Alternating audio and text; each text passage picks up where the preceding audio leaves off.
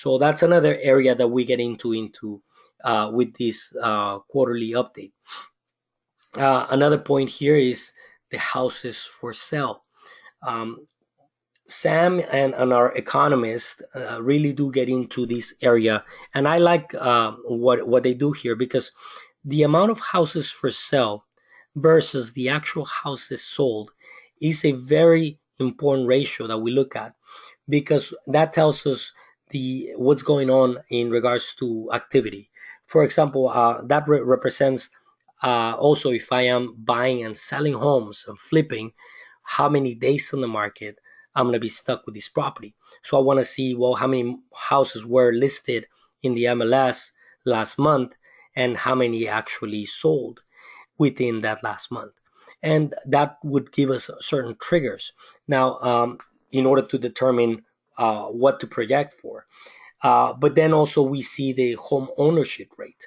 And home ownership has decreased over the past couple of years, primarily because of foreclosures.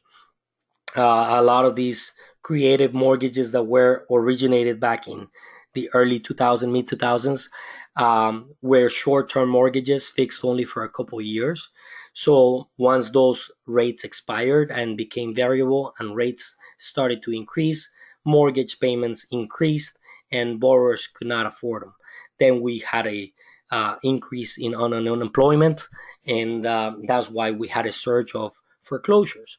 So home ownership continued to decrease, but then on the other hand, we had rental properties and rental vacancies decreased as well, because there were more renters absorbing all of these properties being rented.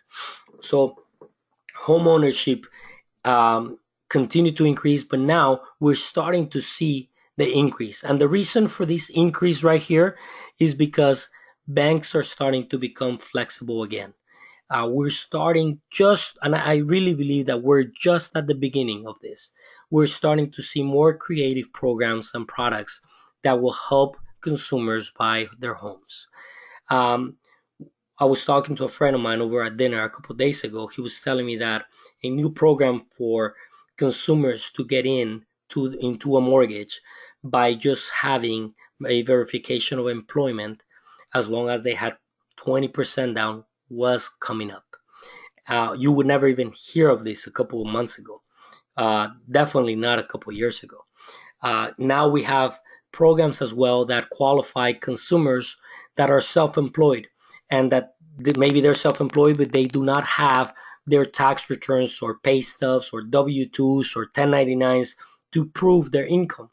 So what these lenders do sometimes is we could qualify them based on their bank statements. We look at the 24 months bank statements and calculate their ability to repay the mortgage based on the income or the deposits into their bank accounts. And if they're self-employed, I mean, we understand that they actually have the money, but sometimes they don't report the right amounts to the IRS. So all these programs and products are coming back. Now, it doesn't mean that we are doing 100% financing or all those ninja loans that were available back in 2006, 2005. Most of these loans still require a large down payment. So that's why I'm saying that still this is just the very beginning.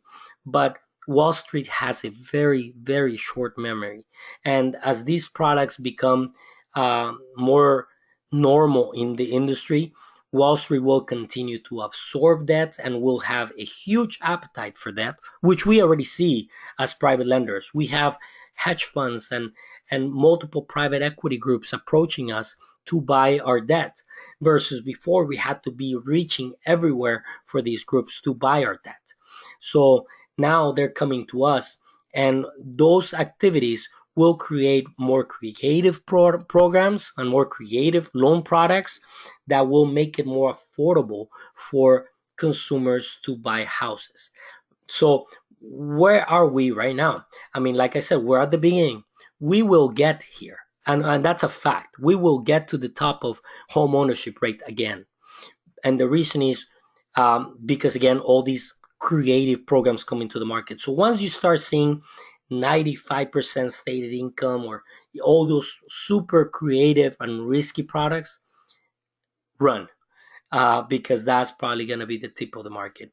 We're still seeing that, hey, if you have 20-25% down payment and you go into a loan where you can show me that you make the money on your bank statements, I mean, the reality is you're probably going to pay your mortgage. And most of these mortgages are 30-year fixed anyway. It's not like if they're interest only for 2 years and then we're financing you 90% of the value or 95. It's not happening yet. So that's why we still have plenty of room for all of that creativity. But it could really, really fast. It could be as fast as 2 years where all of these changes. And but I think we have a couple years. So